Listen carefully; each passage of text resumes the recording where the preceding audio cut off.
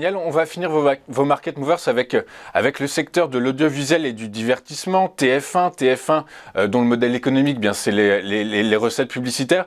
TF1 qui a fusionné avec M6 il y a quelques temps et qui, à eux deux, cumule 70% des recettes publicitaires en France. Et bien, malgré tout, le titre pâtit de l'environnement macroéconomique puisque depuis le 1er janvier, on perd le titre TF1 perd 27,62%.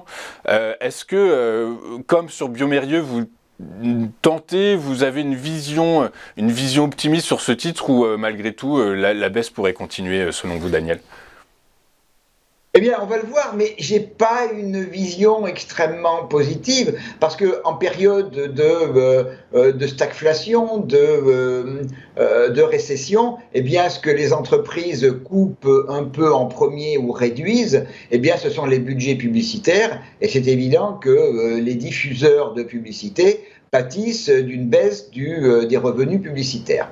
TF1, donc on a eu un beau rallye entre le début de l'été de l'année dernière, juin-juillet, et le début de cette année, puisqu'on est passé de 4 € à quasiment 8 €, et donc un doublement du cours. On a eu dans ce contexte-là, entre juin de l'année dernière et presque juin de cette année, pratiquement une période de range, c'est une période de distribution un peu longue, certes, mais on est resté sur un plateau haut entre 7,40 et 7,90 pendant pratiquement pas loin d'un an. Et puis, rupture il y a un mois et demi de ce schéma, et on est actuellement sur, pour moi, un niveau tout à fait charnière. Tout d'abord, j'ai tracé les retracements de Fibonacci de tout le rallye que l'on vient de décrire, et on est à la clôture hier soir à 6,31, c'est-à-dire exactement sur le retracement 50% de tout le rallye.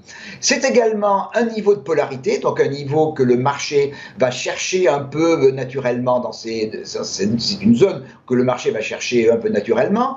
C'est un niveau qui a fait résistance au tout début de 2019, puis il a été franchi. On est revenu le tester à la fin de 2019. On est revenu à nouveau début 2020 avant la grande baisse pandémie. Dans la montée à l'automne 2020,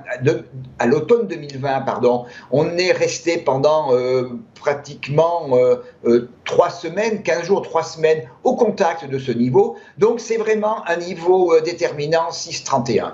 En cas de rupture de ce niveau, on a en dessous une zone qui est également une zone de support et qui est également le retracement 61,8 de ce rallye qui se trouve aux alentours de 5,79 et puis en dessous 5,70, 5,47. Et puis, la rupture de 5,70 serait extrêmement négative, cumulée à celle du retracement 61,8 et ouvrirait largement la voie vers les 4,19 et les 3,95 qui étaient le plus bas du début de l'été de l'année dernière.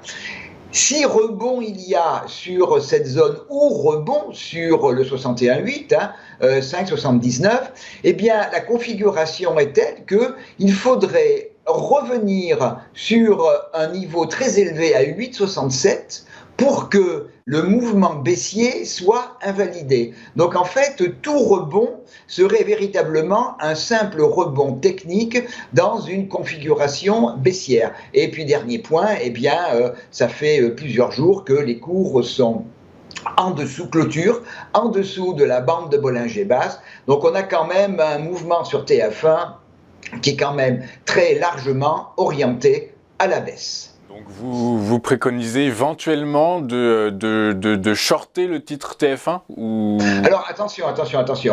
Pour shorter, là, on a plutôt le sentiment d'un couteau qui tombe.